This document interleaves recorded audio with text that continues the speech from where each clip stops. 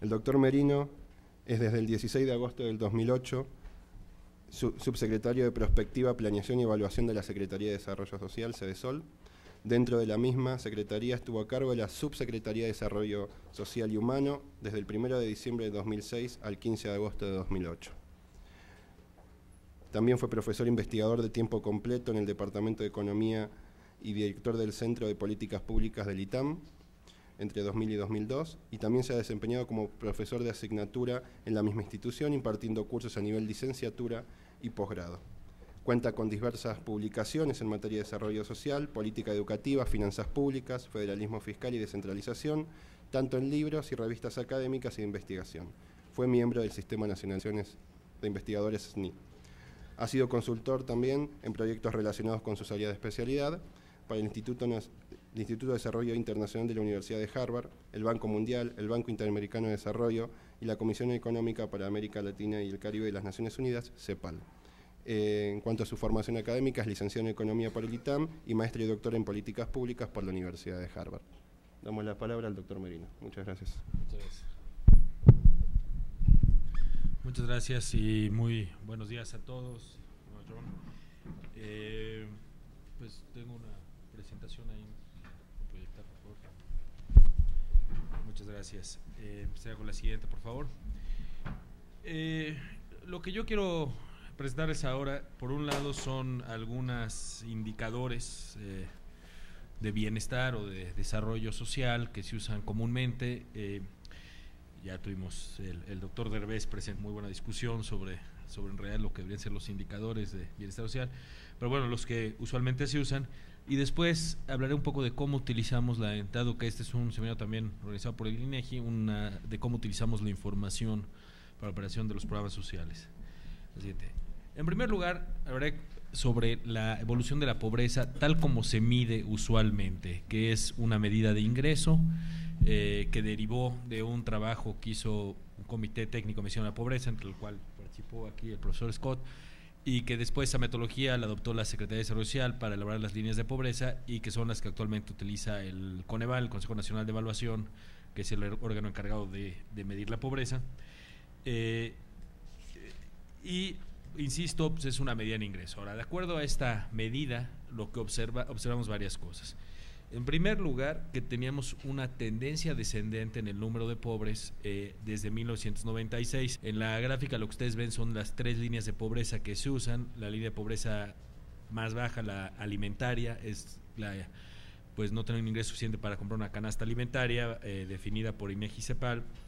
Y la media, la de capacidades, la superior es la línea de pobreza de patrimonio, que tiene suficiente para adquirir esa canasta alimentaria, pero no para una serie de satisfactores adicionales como calzado, vivienda, vestido, transporte y otros. Y evidentemente, si eres pobre alimentario, también es pobre de patrimonio. Y la del medio, bueno, no me detendré en ella. Pero bueno, lo que vemos en primer lugar, decía, es que había una tendencia descendente desde 1996 en el número de personas en pobreza en nuestro país, bajo cualquiera de las tres medidas. Y tuvo, sin embargo, observamos un repunte entre 2006 y 2008 en el porcentaje de personas en pobreza, lo que nos lleva a niveles similares a lo que existía en el 2005. Ahorita hablaré un poco más sobre qué causa este incremento en la pobreza, pero bueno, rompe esta tendencia. Esperemos que se vuelva pasen los efectos de la crisis y demás, volvamos a retomar el camino descendente, pero vemos algunos aspectos adicionales. En primer lugar, pues si bien había esta reducción en el número de pobres, el número de personas en pobreza en nuestro país es muy alto, sigue siendo un reto muy importante que atender y que corresponde al gobierno y a toda la sociedad. En segundo lugar, y lo que es muy importante, observamos que las crisis económicas tienen un impacto muy grave sobre la pobreza. Ese incremento muy grande de 52% en el 94 a 69% de la población en el 96 son los estragos precisamente de la gran crisis del fin del 94, principios del 95, en donde la pobreza, el número de personas en pobreza crece en 17 millones de personas, casi 17 millones de personas, que además la población en nuestro país era menor en esos tiempos, entonces como proporción de la población es muy grande, ¿no? Lo que observamos es que también ahora tenemos un efecto de un incremento del número de pobres derivado de la crisis, del incremento del precio de los alimentos.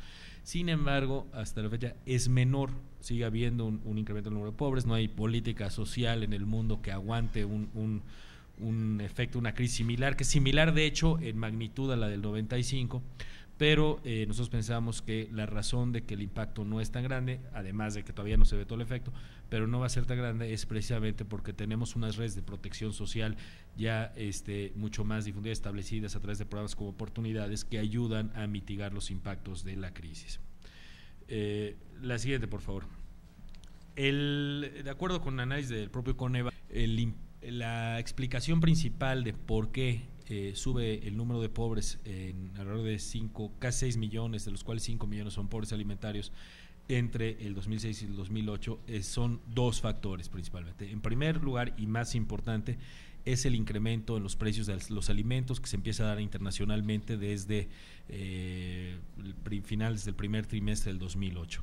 En la gráfica que está ahí en la pantalla, lo que pueden observar es cómo en las canastas de urbanas y rurales, la canasta urbana es la azul, la canasta rural es la roja, las canastas alimentarias que se usan para medir la pobreza, se dispararon respecto de la inflación, que es la línea verde abajo. O sea, los precios de los alimentos crecieron muy por encima de los demás precios de la economía, y como la línea de pobreza pues está basada en los precios de una canasta alimentaria, naturalmente eso eleva la línea de pobreza y tiene un impacto muy grande de personas en pobreza.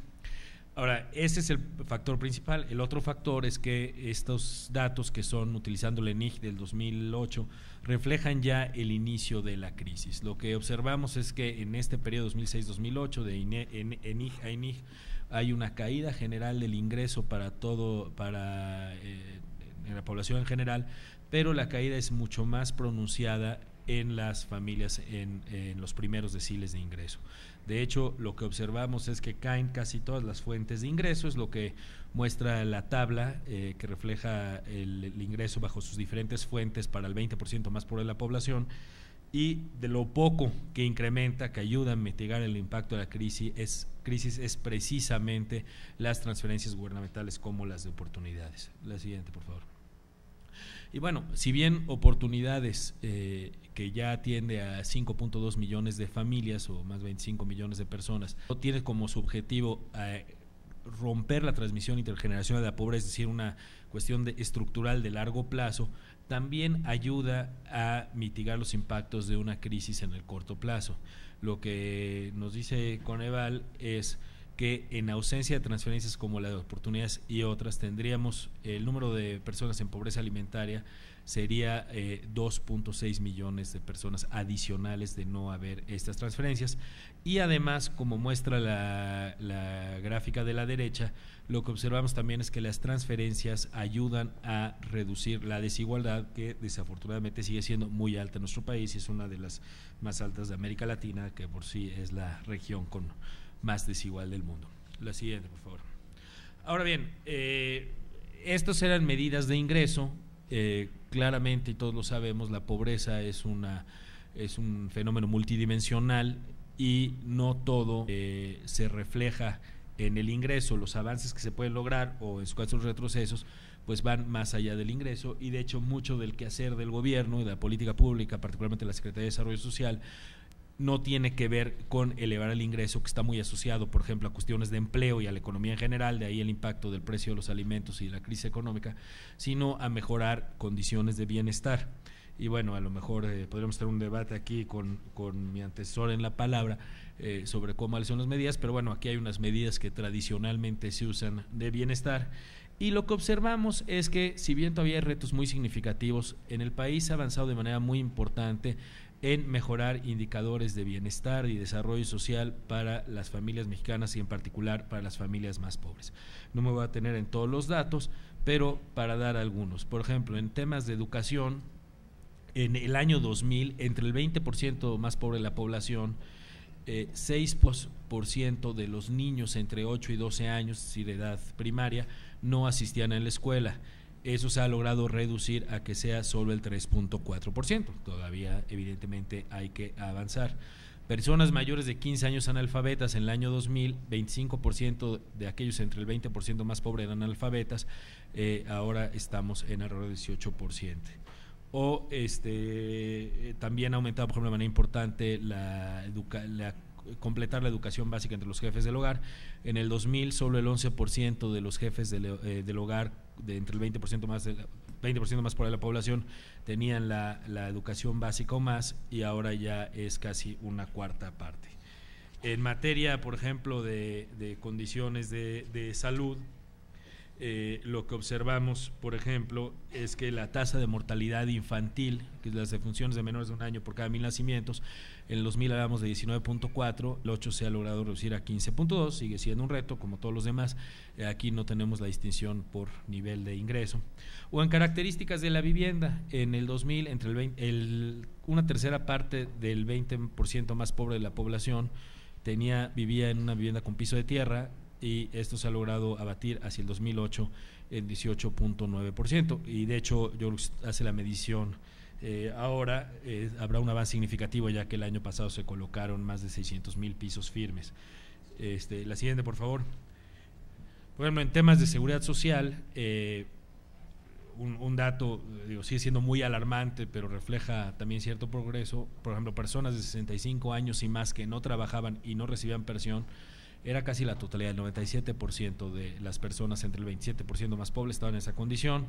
A eso se ha logrado reducir de manera significativa a que sea 70% actualmente, como el de 70 y más. Insisto, el reto sigue siendo enorme, pero se ve un avance. Y en condiciones de nutrición y alimentación, aquí nuevamente no tenemos datos por nivel de ingreso, pero vemos que, por ejemplo, entre el 2000 y el 2006, la prevalencia de bajo peso en menores de 5 años pasó de 7.6 a 5%. A la siguiente, por favor. Claramente hay otras medidas, por ejemplo, muchos países, regresando a los temas de ingreso, utilizan una medida que es el número de personas que viven con un ingreso per cápita inferior a $1 por día o a $2 por día, son las que se usan. De hecho, muchas veces en países, por ejemplo, de América Latina, sus índices de pobreza van a ser considerablemente más bajos que el de México, pero es porque sus líneas de pobreza también son más bajas. Pero ahí, por ejemplo, pues se logró pasar de una situación de 8.6% de los mexicanos en el 2000 vivían con ingresos inferiores a $1 en el 2000, y ahora es 3.7%. Y era un poquito más de una cuarta parte de aquellos con ingresos inferiores a $2 per cápita en el 2000, y ahora estamos hablando de 16.1. Otra medida, esta sí es multidimensional, tiene que ver con el ingreso, con la educación y con la salud, las condiciones de salud, que es el índice de desarrollo humano. Y aquí sé que Rodolfo La Torre debe estar con ustedes, probablemente mencione el tema.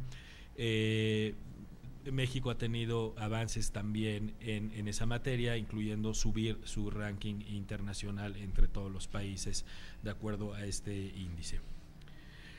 Ahora bien, estos son algunos ejemplos de indicadores de bienestar. Como decía, bueno, pues se puede pensar en muchos más. El Coneval, de acuerdo a la ley del mandato que hace la Ley General de Desarrollo Social, está elaborando un índice multidimensional de la pobreza, tomando las dimensiones que marca la ley. Y bueno, siempre habrá una discusión de qué dimensión tomar y qué otra, ¿no? Aquí el punto es que sigue siendo, hay un avance muy importante en muchas mediciones, a pesar del pequeño revés en términos de incremento en la pobreza, o gran revés en términos de incremento en la pobreza observado entre 2006 y 2008, pero hay un avance significativo en otros indicadores, aunque, insisto, el reto sigue siendo muy grande y que nos debe abocar a todos los mexicanos a resolver.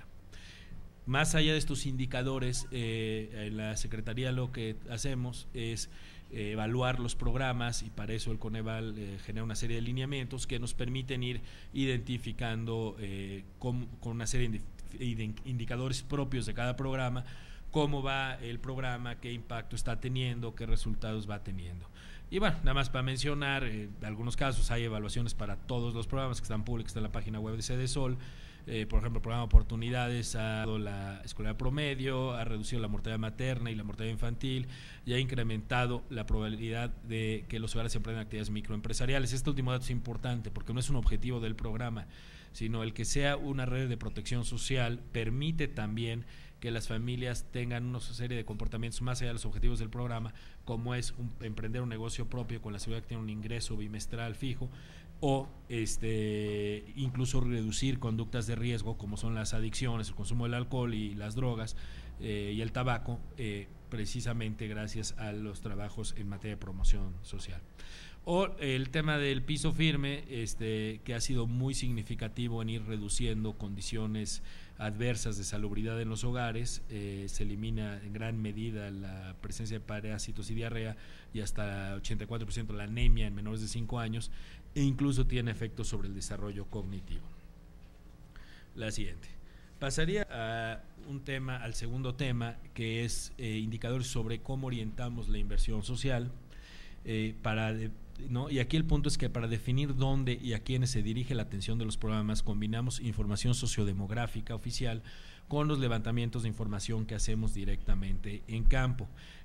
Hay una gran riqueza de información, por ejemplo, que nos da el INEGI, pero muchas veces tenemos que ir a campo porque pues encontramos, por ejemplo, que hay más población de lo que pensábamos, o en muchas localidades muy pequeñas la población es muy dinámica, entonces dado que los censos o los conteos son cada 5 años, puede cambiar mucho las cosas en la localidad, entonces necesitamos hacer estos levantamientos. Y por eso nosotros, por ejemplo, llamamos focalización geográfica, donde identificamos las zonas con mayor concentración de pobreza a nivel manzana o a nivel municipio, en el caso de zonas rurales, aunque también hay cierta información de localidad en la medida de lo posible. Y dentro de estas zonas de acción prioritaria identificamos las áreas con carencia de infraestructura de servicios fundamentales para el servicio social. Y también tenemos focalizaciones a nivel hogar, es el caso por ejemplo de oportunidades, donde los programas recaban información socioeconómica de los hogares a través de cuestionarios, y a partir de esta información se realizan estimaciones para determinar el nivel de pobreza de los hogares. Se utilizan diferentes mecanismos, por ejemplo, con base en los activos que tiene el hogar, en el tipo de gastos que tiene el hogar y en las condiciones de los miembros de la familia, para ahí determinar la elegibilidad según cada programa.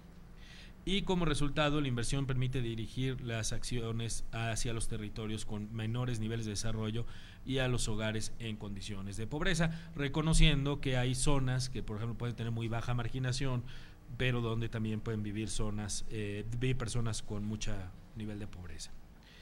En este sentido, la CEDESOL enfoca su atención sobre todo a las entidades con mayor pobreza, marginación y menor desarrollo humano, que también concentra parte de la población en pobreza.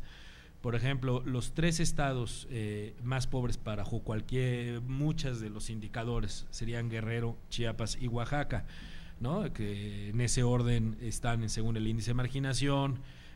Cambia un poco el orden en el lugar en términos de pobreza alimentaria o según el IDH, pero en cualquier caso son los 3 que están hasta abajo en estos indicadores. Y estos 3 estados concentran el 30.7% de las obras realizadas por la CEDESOL en 2008. O sea, claramente estamos dirigiendo los recursos de los programas hacia las zonas con mayor carencia. La siguiente, por favor. Esto también se puede ver a nivel municipal. Por ejemplo, el 39% de la inversión de los programas de desarrollo local, 3x1, el PET 70 y más, la jornada de los agrícolas y opciones productivas, el 39, casi 40% de municipios de alta marginación y 33.6% a municipios de muy alta marginación. Es decir, estamos hablando que en conjunto 73.2% de los recursos de estos programas está en municipios de alta y muy alta marginación. Y si lo vemos en localidades, es el 65%. Me puede decir, oye, pero ¿cómo es entonces que estás invirtiendo cierta cantidad, 6.3%, en municipios que tienen, por ejemplo, muy baja marginación? Es porque aún en esos municipios puede haber localidades muy marginadas, aunque el municipio en su conjunto no sea tan marginado. Sí, gracias. Y bueno, ya para terminar, ¿cómo hacemos este proceso operativo para identificar territorios y hogares? La siguiente. Primero, para los hogares mencioné que, bueno, originalmente tenemos un esquema donde cada programa recababa la información y eso dificultaba poder aprovechar la información de cada programa para los demás programas. Bueno, nosotros estamos cambiando a partir del año que entra los pilotos, vamos a tener una única cédula para todos, absolutamente todos los programas, la idea aquí es que puede identificar todas las condiciones del hogar, de modo que sea no solo útil para levantar cada programa, sino para identificar, ¿no?, dentro de una sola levantamiento, un solo hogar, bueno, pues este hogar carece, por ejemplo, de piso firme, los niños están en la escuela mas no tienen becas, o hay un adulto mayor en el hogar, o hay una persona con alguna discapacidad, o no están atendidos por el Seguro Popular, en fin, y de esta manera se convierte en una estrategia fundamental de planeación para el desarrollo social a través de la información que se recaba a nivel hogar. Ahora, respecto al territorio, estamos trabajando de manera muy importante desde hace algunos años con herramientas geoestadísticas. Por ejemplo, este es un mapa, abarca el Distrito Federal y parte del Estado de México.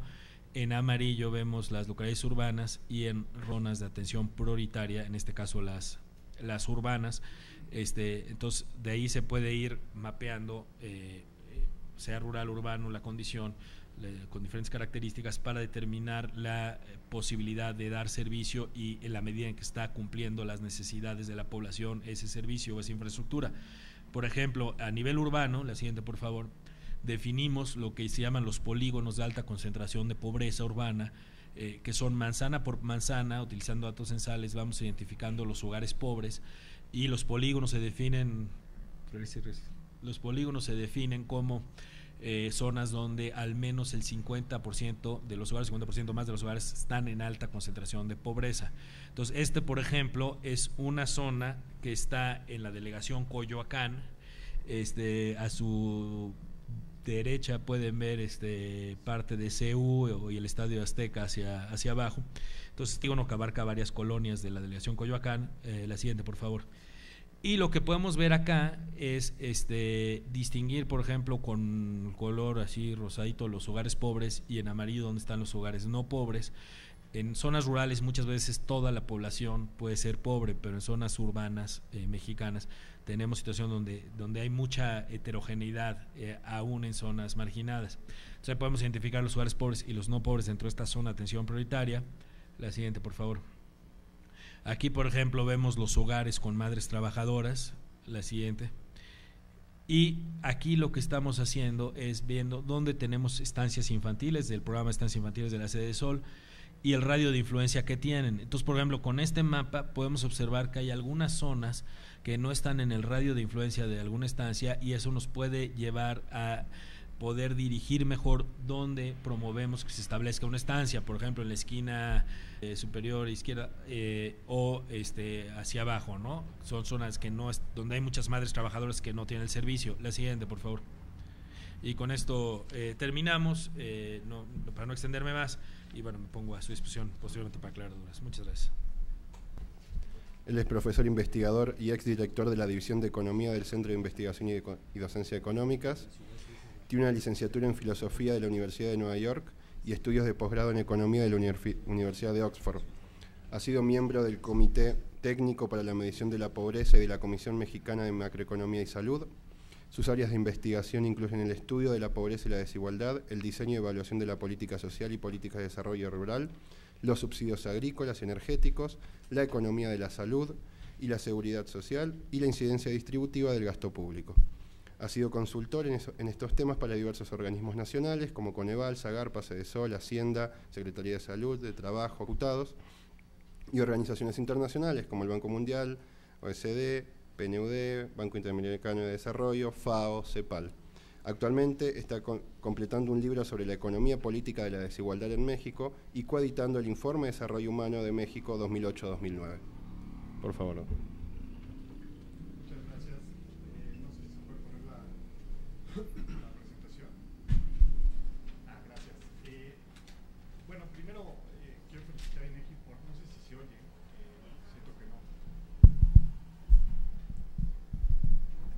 Felicitar a INEGI por organizar este seminario en un tema tan fundamental y de tanto interés.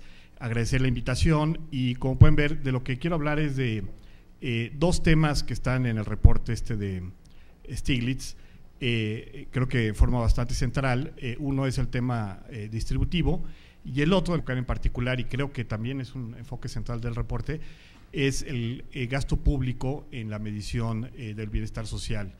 Si vamos a la siguiente. Bueno, el tema de el PIB como una medida bastante imperfecta del bienestar social es un tema pues muy conocido, nada nuevo. Hay cualquiera que haya tomado un curso introductorio, el primer curso de economía, cuando uno aprende el concepto del PIB, lo primero que aprende uno son temas que tienen que ver con sus limitaciones, externalidades, cosas que están fuera del mercado, el tema de la equidad, la distribución, etcétera. Entonces creo que se inserta en una tradición larga de cuestionamiento de la medida, ¿no? Aquí siempre hay un reto, ¿no? Cuando uno tiene, hay un reto entre la imaginación, digamos, y los deseos y la sofisticación conceptual, por un lado, y lo que es práctico y replicable en muchos países por el otro, ¿no? Una medida es útil, sobre todo en un ámbito comparativo internacional, en la medida en que un grupo importante de países la pueda adoptar, y siempre aquí hay que tomar en cuenta el peligro. Ha sucedido, hay un reporte muy famoso que sacó la OMS, por ejemplo, hace algunos años, donde generaron medidas muy buenas, muy imaginativas, pero como nada más tenían como 5 o 6 países que tenían la información relevante, pues proyectaron a partir de esos países para los otros 100 y tanto, y obviamente pues no tuvo mucha acogida. Entonces siempre hay un gran peligro en innovar en esta materia si no contamos con la información, pero creo que digamos la manera de lograr la información es generando la demanda por estos datos, ¿no? Otro tema que me pareció muy interesante del reporte es el tema de medición versus percepción social. Todos los que trabajamos en estas áreas siempre tenemos mucha frustración, y seguramente la frustración es mutua, ¿no? Entre digamos, los datos que las estadísticas te indican sobre temas como pobreza, desigualdad, la distribución del gasto público, y la percepción pública sobre estos fenómenos. Muchas veces, digo, una cifra, tal vez de las más claras, es la percepción pública sobre homicidios en México, es que pues van al alta y de manera muy espectacular en años recientes, y pues las estadísticas forenses, no de crímenes reportados, sino de cadáveres, que son relativamente duras, pues nos indican todo lo contrario, que ha habido una baja consistente a lo largo del tiempo, hasta el 2009 o 2008, que es la última estadística, que sí ha habido un aumento muy importante del crimen económico, pero no de los asesinatos, totalmente contrario a la percepción que tenemos. Pasa lo mismo en pobreza, pasa lo mismo en desigualdad, y vamos a ver que pasa lo mismo en gasto público. Un tema de este tipo es algo que yo voy a llamar ilusiones distributivas. En un país de alta desigualdad como México, es muy difícil para el público y aún para los analistas tener una percepción muy clara, intuitiva de la distribución. Hay muchos resultados que son muy contraintuitivos, y vamos a ver algunos. Después, otra recomendación que me pareció muy buena es la idea de la perspectiva desde el hogar, no desde la macroeconomía, y esto pues tiene muchas implicaciones: enfocarse al concepto de ingreso completo, esta idea de incorporar todo el trabajo que se realiza, incluyendo el trabajo en el hogar, por ejemplo, transferencias, que es en lo que me voy a enfocar, públicas, consumo, tiempo libre, algo muy importante obviamente en la comparación entre Francia y Estados Unidos, felicidad. Después, si nos ponemos el gasto público y transferencias en especie, que es un tema creo que central, en el siglo XX y sobre todo en la segunda mitad del siglo XX, el Estado ha crecido enormemente, la función del Estado precisamente en la oferta de servicios públicos al hogar, y estos son difíciles de cuantificar, y no están muy bien cuantificados en muchas encuestas, ciertamente en encuestas de ingreso y gasto en los hogares, y aún en instrumentos más amplios como el PIB. Y finalmente el tema de la distribución multidimensional. Esto creo que para un país como México es fundamental, y no me refiero nada más al hecho de que tú puedes medir la desigualdad o la pobreza en muchas dimensiones. Me refiero más grave, que es que esas dimensiones están correlacionadas. Es decir, tú idealmente quisieras ver no nada más que hay desigualdad educativa, desigualdad del ingreso, desigualdad de la salud, sino que la gente que es pobre en una dimensión de este tipo tiende a ser pobre, por lo menos en un país como México, en todas las otras dimensiones. Y eso hace que la desigualdad y la pobreza sea un fenómeno mucho más grave, mucho más trágico.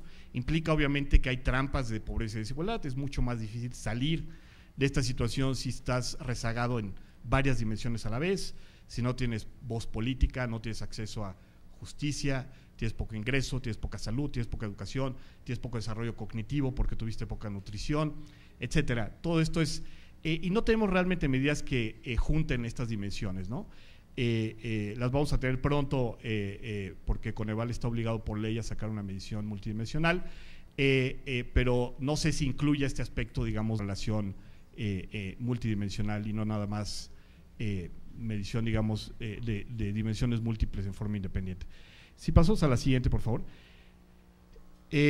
Bueno, estas son algunas citas del reporte que tienen que ver con el tema en el que me voy a enfocar, que es este tema de incluir la medición del gobierno, de las políticas públicas, y esto es mucho más difícil hacerlo que decirlo. Una manera pues obvia de hacerlo, y como lo hace el PIB, y como lo hacen análisis de incidencia del gasto público, como les voy a presentar algunos ejemplos, es simplemente tomar cuánto le cuesta al gobierno proveer los servicios. Es una medida monetaria, comparable con el resto del PIB, pero es una medida muy mala porque no son servicios ponderados con precios de mercado muchas veces, normalmente, son servicios para los cuales no hay mercados. En el caso de México, como hemos visto recientemente, en el caso de Luz y Fuerza, para tomar extremo probablemente, uno de los casos más extremos, pues puede haber una brecha bastante amplia entre el valor del servicio que recibe el hogar y el costo para el erario público de ofrecer ese servicio. ¿Por qué? Pues porque hay rentas importantes que se van a los proveedores del servicio, sean los trabajadores, sean otro tipo de insumos. Entonces, ese es un tema fundamental que menciona este reporte hecho en el tercer párrafo que incluye acá. Esto podría referirse perfectamente a México, ¿no? El tema del costo de los servicios puede ser mucho mayor que el valor para los hogares. Puede ser también lo contrario, por cierto. Las vacunas, por ejemplo, las campañas de vacunación, es un ámbito donde seguramente sucede exactamente lo contrario, porque hay economías de escala, porque hay efectos de externalidades, etcétera. Ahí sí puede ser que el costo para el erario público es menor al beneficio para la sociedad. Si pasamos a la siguiente. Bueno, esta es una gráfica del reporte que una de las innovaciones principales, no nuevas, digamos, pero que sí lo ponen en forma muy clara y que ojalá sirva para establecer esto mejor en la literatura, es el concepto del ingreso y del consumo, ampliarlo con estas transferencias en especie. El concepto que ustedes bien conocen de ingreso más utilizado para medir el bienestar de los hogares y el equivalente al consumo es el ingreso disponible de los hogares, que es el ingreso después de impuestos y de transferencias monetarias. Y casi todos los países tienen ese concepto, casi todas las encuestas lo miden, todos los países cuando miden la pobreza, la desigualdad, utilizan esa medida. ¿Cuál es el problema? Es que pues una buena parte de las transferencias que reciben no son monetarias. Eso es mucho menos el caso de países industrializados de la OECD, donde las transferencias monetarias son muy importantes, mucho más el caso en países como México, de ingresos medios, América Latina en general, donde el grueso de las transferencias públicas son de hecho en especie. Entonces eso están fuera de esta medida. Y aquí se propone, si nos quedamos en la… se propone una medición que integra esas transferencias y que se llaman ingreso disponible ajustado, ¿no? No muy imaginativamente, pero bueno, y tenemos un concepto de consumo final actual, no sé la actual la connotación, pero distingue dos cosas. Una son beneficios sociales en especie y la otra son transferencias individuales. Es simplemente para distinguir, por ejemplo, Si tú recibes el subsidio eléctrico, eso podría ser el primer tipo, es una cosa que está etiquetado, pero tú recibes un descuento monetario, o si recibes un puesto, un lugar en una institución educativa que te permite estudiar algún nivel educativo y está pagado, subsidiado públicamente. Si pasamos a la siguiente. Algunos antecedentes, nada más rápidamente. Hay un reporte muy famoso, seguramente para los que trabajan con estadísticas sociales, del grupo de Canberra, que identifica este tipo de transferencias como algo que hay que poner. Identifica pues cuán pocos países tienen realmente esta información. Muy pocas encuestas del ingreso y gasto de los hogares tienen información de impuestos, algunas los imputan, menos todavía tiene información de servicios públicos de salud y menos todavía tiene información de servicios públicos educativos, información, es decir, del inventario de estos servicios, ¿no? Vamos a ver que hay maneras de estimarlas. La OECD ya se mencionó, hay una serie de estudios muy importantes, Luxembourg Income Studies, que incorporan el análisis de estas transferencias, y muestran, son estudios que muestran, por ejemplo, que si toma uno de estas transferencias, el Gini en Suecia, antes y después de transferencias, pasa de un nivel latinoamericano de como 50 a 25 después de las transferencias. Obviamente el nivel de 50 es un poco artificial porque es como si tuviéramos Suecia sin su estado de bienestar, y obviamente hay muchos hogares viejitos, sobre todo con ceros, lo cual obviamente no sucedería si Suecia se queda sin estado de bienestar un suficientemente tiempo para adaptarse a esas condiciones, pero de todos modos indica el tamaño del esfuerzo redistributivo de estos estados, ¿no? El Banco Mundial ha sido de los que ha innovado en el tema del análisis de incidencia de beneficios en un tipo de estudio por los países que se llama Public Expenditure Reviews, donde analizan el gasto público, y pues el Comité de Medición de la Pobreza, para poner una aplicación en el caso de México, donde hubo la propuesta de integrar en la medición de la pobreza, por lo menos por parte de uno de sus miembros aquí presentes, esta dimensión. Si pasamos a la siguiente, por favor. Esta es una gráfica del reporte que muestra, pongo convergencia conceptual aquí en un sentido doble. Como ya se mencionó, siempre es un poco sospechoso si el reporte que comisiona un presidente de un país muestra que ese país converge con los nuevos conceptos hacia el ingreso de Estados Unidos, y esto es lo que se ve. Hay una convergencia de ese tipo. Una vez que integramos, ampliamos el concepto de ingreso a los hogares, este es el ingreso disponible, ajustado, que como pueden ver es el efecto principal. Este es el ingreso ajustado tomando en cuenta el trabajo del hogar, y este es el ingreso ajustado tomando en cuenta además el tiempo libre. Y vemos que pues pasamos de como 60 y tantos a 90 y tantos, perdón, a 80 y tantos % del PIB per cápita de Estados Unidos ajustado de la misma manera, ¿no? Y también convergencia conceptual en el sentido de que creo que estos conceptos son muy buenos independientemente de la motivación inmediata del reporte, y hay una convergencia creciente como mostré en los datos anteriores, en las fuentes anteriores. Por favor.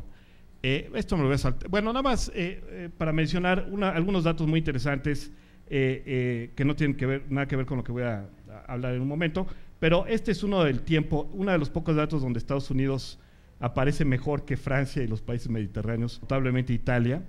Es en la proporción de tiempo que pasan hombres versus mujeres en actividad de trabajo pagado, trabajo no pagado, doméstico, y trabajo y tiempo libre.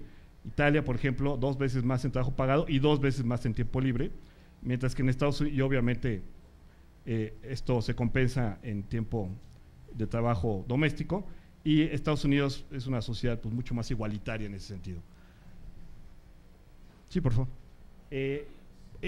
Otro ejemplo de países de ingresos altos este es el Reino Unido. Este es el ingreso original del quintil más pobre, el 20% más pobre. Creo que estas cifras están mal, esto debe estar acá. Sube a 70% una vez que tomamos las transferencias, y una vez que quitamos los impuestos, directos e indirectos, baja 5.9, pero sube otra vez el neto de impuestos y con transferencias en especie sube a 9.5%. Entonces hay un efecto redistributivo potencial enorme de las transferencias en especie si las agregamos a las transferencias monetarias. Este es uno de los pocos países que realmente hace este análisis en forma recurrente de integrar las transferencias no monetarias para analizar su distribución del ingreso. Bueno, para México, que es lo que quiero hablar ahorita, ¿con qué información contamos? Bueno, la ENIC reporta ingresos no monetarios significativos y recientemente, no sé si desde el 2008 o antes, pero el 2008 claramente distingue entre transferencias en especie de otros hogares, es decir, regalos, y transferencias en especie de instituciones, que pueden ser públicas o privadas, pero claramente seguramente su mayoría públicas, y lo que vemos aquí es cuánto representa, no sé si, más bien sí, allá atrás, pero pues no sé, aquí hay muchos asientos disponibles, adelante, más o menos 20% del ingreso de los hogares más pobres son ingresos no monetarios imputados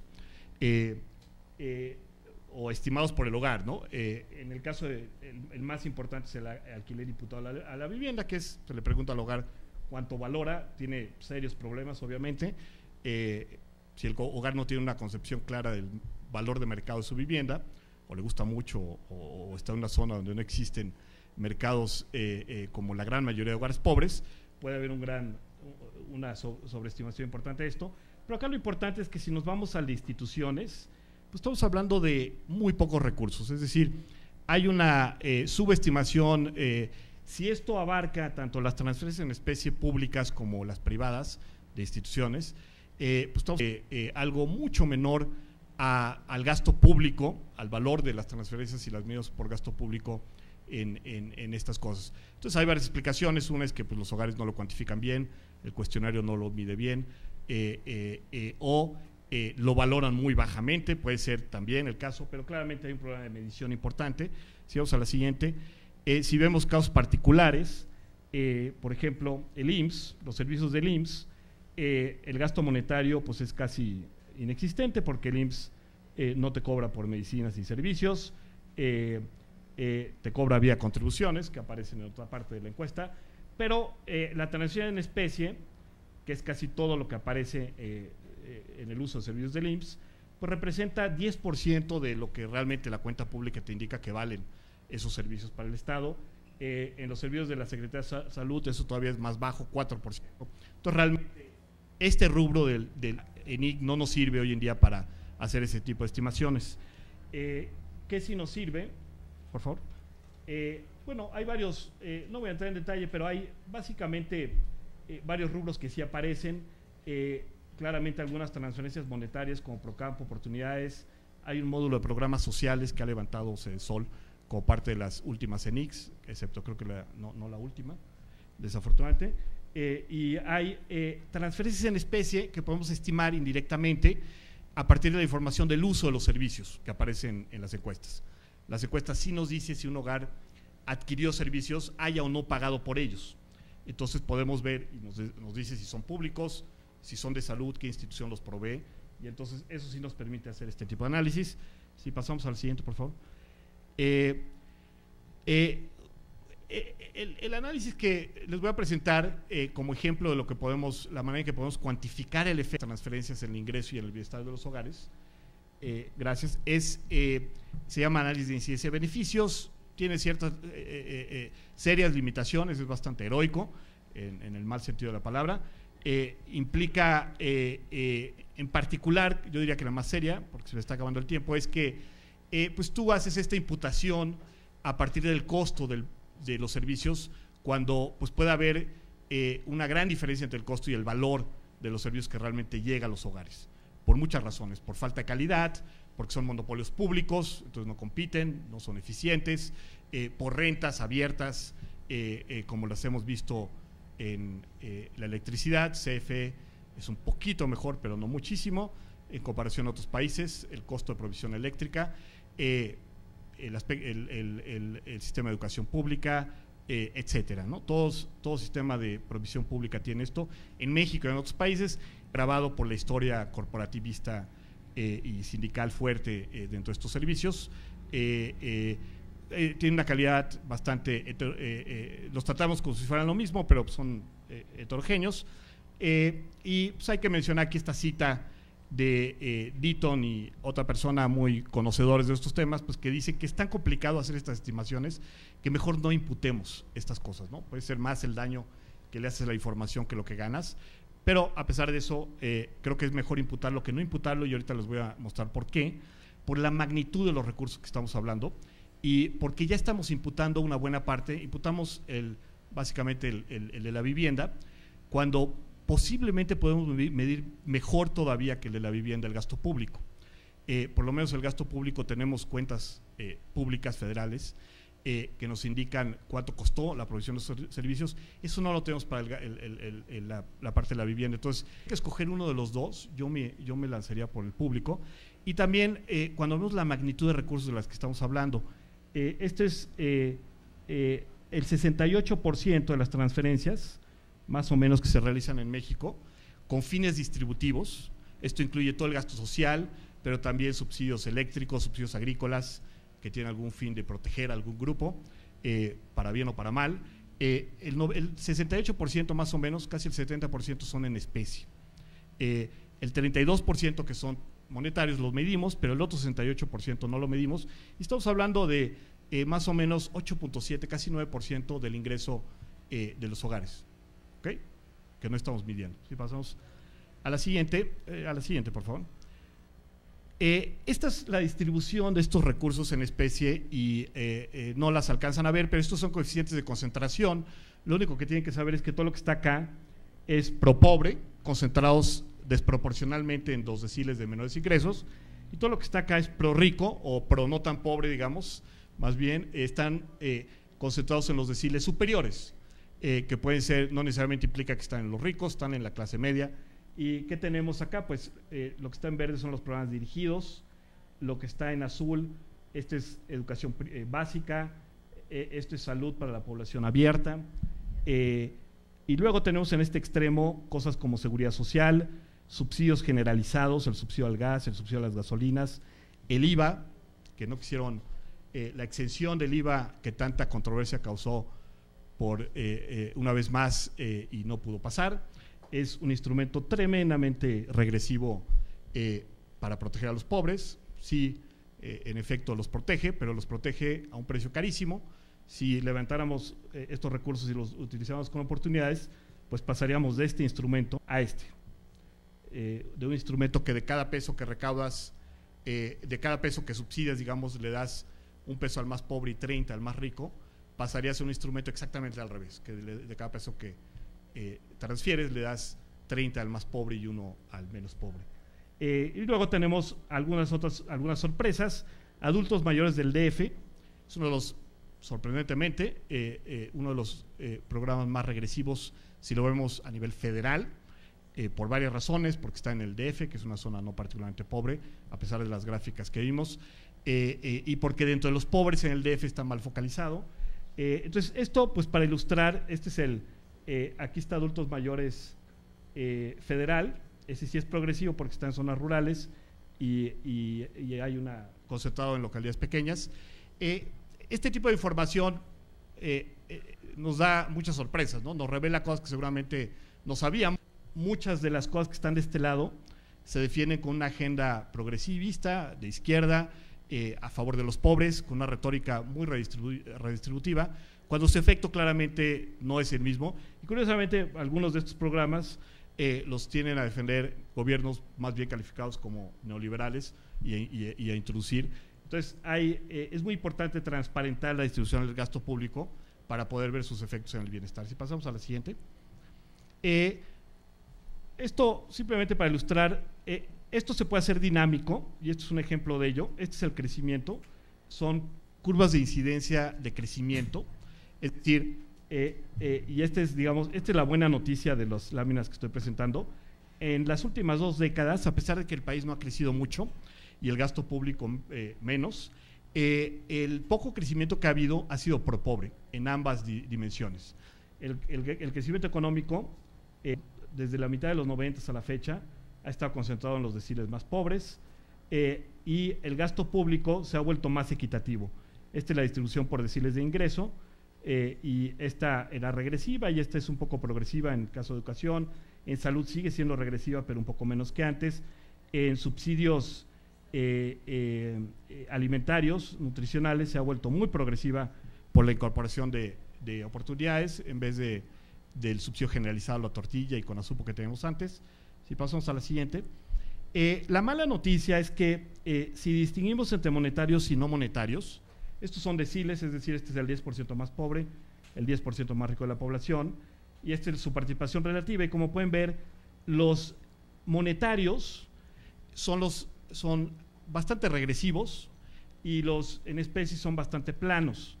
Y esto es una mala noticia porque estos son los donde obviamente la calidad de los servicios, donde el supuesto de que estamos repartiendo lo que cuestan es más difícil de aceptar, es donde hay una brecha más grande entre el pago del impuesto para financiarlo y la recepción por parte del hogar del servicio, porque lo proveen servidores públicos y trabajadores públicos, y puede haber mucha pérdida de eficiencia, y en cambio el que sí se da directamente es regresivo. Ya no tengo mucho tiempo, entonces me voy a la final, si pasamos a la siguiente, que es esta. Este es el efecto distributivo de estos recursos por deciles. Lo que tenemos acá, esta es la distribución de las transferencias totales, esta es la distribución de los impuestos, en términos absolutos, parece muy progresivo, pero simplemente es porque esto refleja la distribución del ingreso en México. Este es el ingreso antes de transferencias, 1.5% los más pobres, el decil más pobre, 41% el decil más rico, y esto se convierte después de transferencias en esto, es decir, tiene un impacto bastante importante, mucho menos que el caso de Inglaterra. No pasamos del 2 punto algo al 9, pero pasamos del 1.5 al 2.4, pues que es en términos porcentuales un aumento muy significativo para estos niveles, básicamente del 68% para el decil más pobre. Es decir, si ignoramos las transferencias públicas, potencialmente estamos ignorando un ingreso que representa casi 70% del ingreso de los más pobres. En promedio es menos, pero bastante significativo. Algo que además reduce el Gini en 12 puntos, casi 13 puntos, no 12 puntos, 12%, es decir, 5 o 6 puntos del Gini en México. Entonces tiene un efecto potencial muy importante. Ahora, hay que decir que esta es una estimación del efecto máximo posible, porque asume que el valor de esos servicios para los hogares es el costo de provisión. Si esto, supongamos que la mitad de esos recursos en realidad se van en rentas para los trabajadores o en pérdida simplemente de eficiencia, si ese fuera el caso, pues esto se reduce a la mitad, pero cuando estamos hablando de esta magnitud de recursos, todavía el efecto sería muy significativo. Entonces creo que con lo que quiero concluir es, aún en un país con una baja capacidad fiscal, con un gasto, por lo tanto, bastante limitado, un gasto público bastante limitado, no particularmente progresivo, de hecho regresivo, como vimos en el absoluto, incorporar el valor para los hogares del gasto público es de una prioridad enorme. Y hacerlo bien, el reto está en asegurarse que realmente tienes indicadores, de lo que habla mucho este reporte, que realmente puedas medir este gasto más allá del costo de provisión. Y esto quiere decir utilizar, por ejemplo, los resultados de este gasto, ¿no? Tener indicadores que te digan, pues, por cada peso que gasto, cuántos niños pueden ir a la escuela, cuántos pacientes se pueden atender. Con eso terminaría. Muchas gracias, John. Bueno, entonces, como vimos en esta mesa, ¿qué medir? Básicamente, tanto como mencionaba el doctor Derbez, como mencionaban los dos ponentes aquí, estamos hablando de objetos de investigación, de estudio, de análisis multidimensionales, multifactoriales. Tanto cuando el doctor Derbez mencionaba progreso y bienestar, como cuando el doctor Merino y el profesor Scott hablaban de pobreza, esto implica necesariamente, por lo que hemos podido observar, un alto grado de creatividad y un componente artesanal fuerte, porque no se trata únicamente de medir, por ejemplo, cantidad de vacunas otorgadas, sino como hemos visto en el caso de Sede Sol, estamos hablando de la tasa de mortalidad. O sea, no es únicamente qué bienes y servicios estamos dando, sino qué efectos generan esos productos en la población objetivo. Y eso que parece tan sencillo de decir, en realidad llevarlo a la práctica no es tan fácil, teniendo presente que muchas veces en México tenemos un problema de contar con la información que se requiere. Eso nos lleva muchas veces a elegir el second best, pero si eligiésemos siempre el second best estaríamos muy bien. El tema es que estamos ya en el último best muchas veces de acuerdo a los tipos de indicadores que necesitamos. Y como también vimos en el caso del profesor Scott, no únicamente esos resultados e impactos como se los conoce tradicionalmente, sino que también obliga a hacer otro tipo de evaluaciones como contrafactuales o imputaciones del costo de bienes públicos, lo cual tiene un grado de complejidad significativo, tanto para quienes son funcionarios del gobierno, están lidiando con esto continuamente, como nosotros, que desde la academia tratamos de ir evaluando y generar recomendaciones de política pública, es un desafío altísimo. Realmente contar con indicadores técnicos que tengan la información suficiente, que sean de la calidad requerida y que sean entregados en tiempo, porque es otro factor. Si un indicador te lo dan 3 meses o 3 años después de que lo requieres, realmente su utilidad es muy limitada. Entonces, con este último comentario mío, ahora sí abrimos un breve espacio de preguntas hacia nuestros ponentes. Ahí están los micrófonos. Son invitados a preguntar lo que quieran.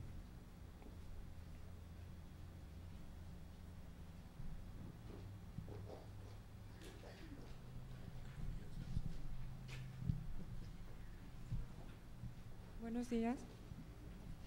Esta pregunta es para John Scott, si el doctor Merino también puede contestarla. Mi duda sería ahorita en época de crisis, un punto porcentual de crecimiento en el PIB conllevaría a cierto porcentaje de gasto social, que a su vez lleva a ciertos puntos porcentuales de crecimiento de la pobreza. Entonces, no sé si esos cálculos ya los tienen contemplados o si nos podría decir cómo el PIB, ¿no? O el crecimiento del PIB, que en este caso sería crecimiento económico, nos llevaría a una reducción de la pobreza y a una mejora de bienestar. Gracias. No sé si entendí bien la pregunta. ¿Esto es en el contexto de la crisis? ¿Te refieres a, o en general, la elasticidad bueno, un tema aquí importante es que en el crecimiento, México está en una situación particularmente desafortunada porque no nada más hemos crecido muy poco, en las últimas 3 décadas más o menos 0.5 per cápita anual, sino además ese crecimiento ha sido un crecimiento en una sociedad desigual. Y eso quiere decir que para tener el mismo impacto en la pobreza, suponiendo que el crecimiento está distribuido en forma igualitaria, digamos, dentro de la sociedad, o de forma neutral, pues mientras más desigual la sociedad, pues menos el impacto que puedes tener en la pobreza, porque mucho del crecimiento pues, se va en los deciles superiores. En México, como vimos, la buena noticia es que el crecimiento fue pro pobre, el poco crecimiento que hubo en los últimos años. El gasto público en los pobres aumentó, se volvió más equitativo. Ahora, no sucedió porque hubiera mejorado la capacidad fiscal.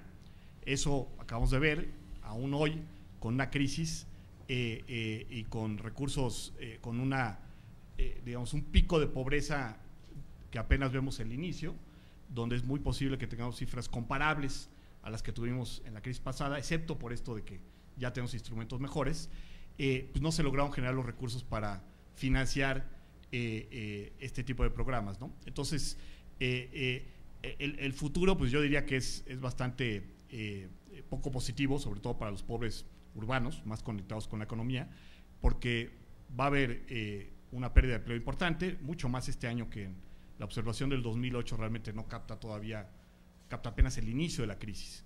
El fuerte de la crisis va a ser este año, va a haber un incremento muy importante en la pobreza urbana. y no contamos con instrumentos como, bueno, a pesar de que vimos una gráfica muy impresionante de focalización, llegar a esos hogares que vimos en rosa, no sé si Gustavo lo voy a confirmar o no, pero es imposible. O sea, focalizar a esos hogares es casi imposible, ¿no? Llegar a localidades rurales donde el 100%, el 80% son pobres extremos es mucho más fácil que identificar hogares pobres en zonas urbanas, y no tenemos los instrumentos para hacerlo. ¿Cómo lo resuelves? Pues la única manera es, o tienes un instrumento que es autofocalizado, donde los mismos hogares van y se autoidentifican como pobres. Un ejemplo de eso son programas de empleo temporal, donde ofreces un salario muy bajo y solamente los pobres tienen un incentivo para acudir. Y la otra es sistemas de protección social universales, donde toda la población tiene garantizado un sistema básico, una protección básica. Yo creo que las dos cosas hacen falta en México. La pregunta es para el licenciado Merino. Como ven, se discuten constantemente innovaciones en la medición de los ingresos de los hogares, en la medición de indicadores de pobreza, etcétera.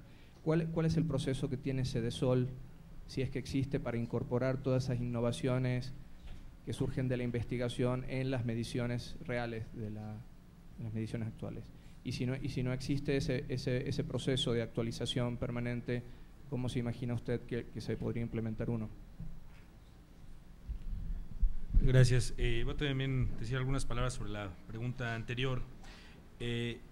Como se vio en la primera gráfica, mostré claramente hay un impacto, las crisis económicas tienen un impacto muy fuerte en el número de pobres. Lo que yo creo que ha pasado, además de lo que menciona el profesor Scott, de cómo el gasto ha sido un poco más pro pobre y el crecimiento, sobre todo, ha sido más pro, es que contamos con una red de protección social mucho más amplia que la que teníamos antes. Es decir, la elasticidad de la pobreza ante cambios en el PIB, yo creo que ha cambiado en el tiempo, ¿no? La crisis del 95 incrementó el número de pobres en 17 millones. No es, si bien esperamos probablemente que, no hemos acabado de ver el impacto de la crisis del número de pobres, no esperamos un resultado similar, porque entre otras cosas tenemos una red de protección social más amplia, además de otros factores.